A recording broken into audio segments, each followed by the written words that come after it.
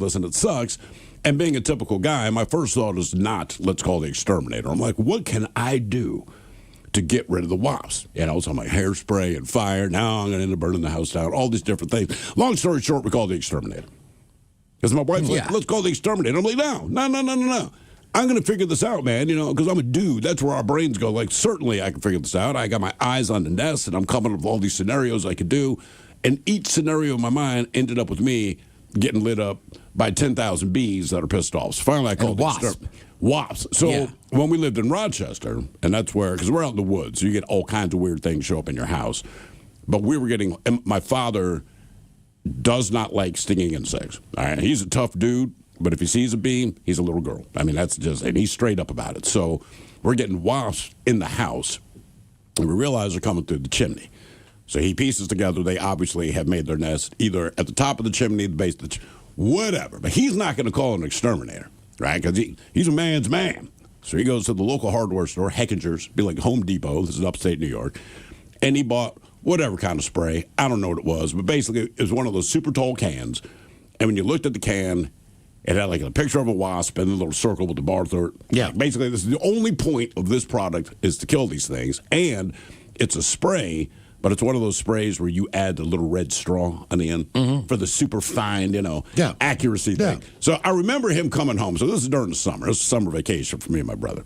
And I remember this was an issue for a couple of days. Every time we ate dinner or whatever, like 5 or 6 would end up in the dining room, a little bit of panic, whatever. So he goes to the hardware store, comes home, and he's not talking to me or my brother, but we can hear him clearly. He is already proud of himself. And he's called my mother Chick as long as I'm in the lab. He's like, look at this, Chick. And he's holding up the can, and he's like, and I remember him saying these words, it says it's good up to 12 feet away. So his thought is, I can stand 12 feet away. I'm going to spray this stuff, and according to the can, this is napalm. I mean, nothing is more dangerous to these things than whatever spray he bought. So he goes up on the roof, and you can hear his footfalls, and we can track his movements toward the chimney. There's a little tss, tss, and then we just hear, and then we see his body go by the window, right? So these big picture windows in the back. He's on the top of that. We just see his body drop by the window. We realize he has jumped off the roof, all right? He has now jumped off the roof, and he lands in the small gravel pit that we have in the backyard, and we hear the downstairs slider, slam shut. He is now pissed. I don't think he actually got stung, but as he's walking up the stairs, because my mother looked at me and my brother and just said, do not laugh. Do not laugh. Because he and I are like, whoa, man. She's like, do not laugh. And when we saw his face, I was easy to not laugh. But she looks at my mother in the eye, and he's holding this can that he was proud of. Keep in mind, 10 minutes before this, you're like, this FNS doesn't work. I swear to God, one of them was wet. He's like, I sprayed the goddamn one of them thing. was wet. Oh, he swears it. He'll take that to his grave. He's like, it was dripping with this stuff and came after him. And he's like, so we're like, you jumped off the roof? He's like, I'm not going to stand there and get stung, man. But he's like, I jumped off the goddamn roof. We had, I told you the story about having a bat in my room. Yeah. This was a different house. Moved to after that. And we had a wood-burning stove in the garage. I'm sorry, in the basement. Now, keep in mind, it's a 2-story colonial home with a basement. So that's where the wood-burning stove was. Yeah. It's the kind with the metal closed doors where you kind of clamp them down. There was no glass. You could not see in. There were just 2 big metal doors. But it basically heated the entire home. Sure. All right. So my job was to keep that place stacked with wood and all that crap.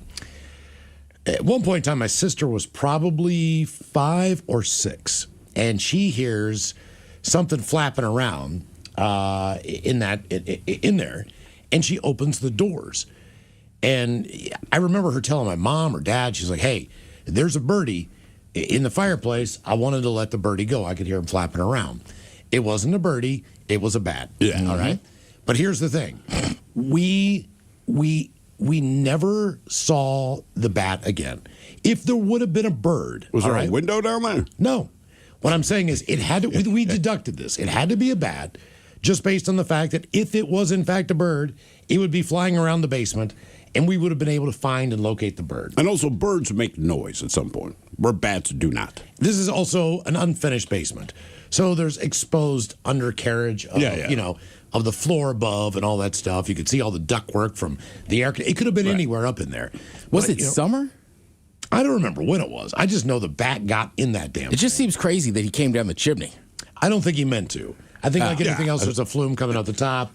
Probably went in there to explore, went down 3 floors. And then can't figure out how to get out. Just got stuck down in that thing, man. But we knew, at least for a couple weeks, we kept looking for the bat. Just like everywhere you'd look, you're like, all right, where is this guy at? Bats feel different than birds.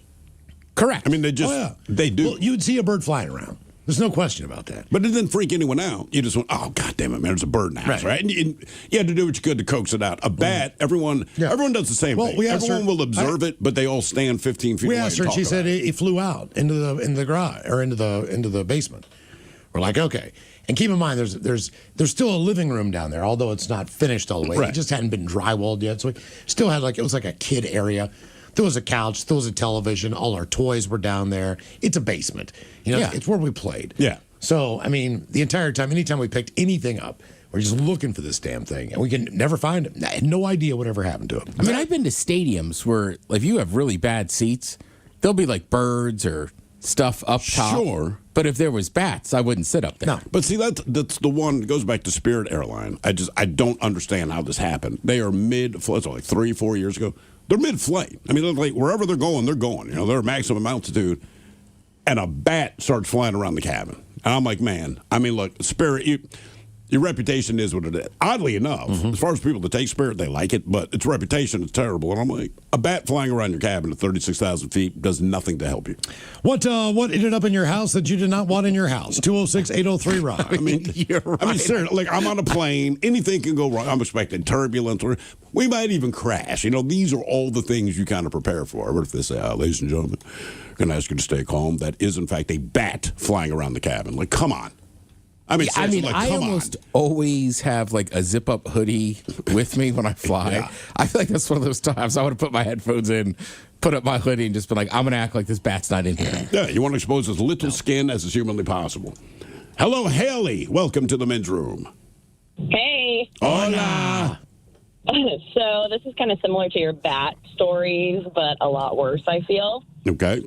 My husband and I went on a date night, and we come home, our daughter's gone, and of all movies, we're watching A Quiet Place. So we have a chimney that we don't use anymore, but it's open, but we thought it was capped off because we have a pellet stove that goes through. Okay. And we hear gravel falling, and all of a sudden, bats start flying out of the chimney. But, like, how many bats are flying out? Into your home or out of there? Into our home. And how many bats, if you had to guess, came flying out?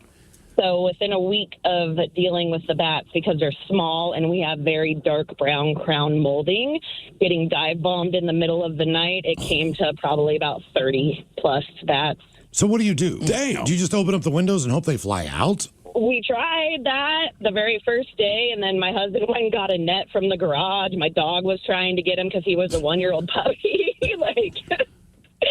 And then eventually I just started covering my head when they were dive bombing us when we were sleeping. How long did you live like this? Live with the bats. Probably about a week. And was this here in Washington State? Yeah, we live in Arlington. See, that's weird. I have not seen a bat since I mean, look, on the East Coast, I think the defining factor of bats is bugs. All right. Obviously, this is not a very buggy area. But anywhere on the East Coast where there's a street light and there are bugs, you will see bats swooping in constantly all night long, attacking the bugs. But since we don't have those bugs, like, I don't know that I've ever seen a bat since we moved here. Yeah, I mean, if they're out in Arlington, though, there's more bugs out there. Yeah, I was going to say, Arlington makes sense. So what did you do? We also live by the creek, Pilchuck Creek. Ah, okay. Yep, so, that helps. I will tell you, though, we did not get mosquito bites that summer. I mean, look, bats you are very had 30 handy with bats that. in your house. It's just they also might have rabies. But how long? So you spent a week with 30 bats dive bombing you in your sleep, which for me, I don't know that I would sleep well. Every once in a while, we'd get one out like at 3 o'clock in the morning because we're sleeping, and they just buzz the tower. So what did you do to eventually get rid of all of them? Like, what's the final plan there? We searched all the crown molding and everything, closed everything down, and then finally we weren't getting dive bombed anymore. Did you own that place, or was that a rental? No, we own it, but it was built in like 1930. So did you cap the chimney? Yes.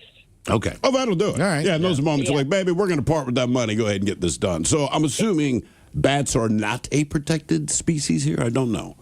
Are they anywhere? Yes. There's a woman in Scotland. There are 500 bats in her walls and in her attic. All right. She has since moved out of her home and spent as much time in her car as she can. And she's called exterminators and the wildlife people. And they all said the same thing. Like, look, this is a problem.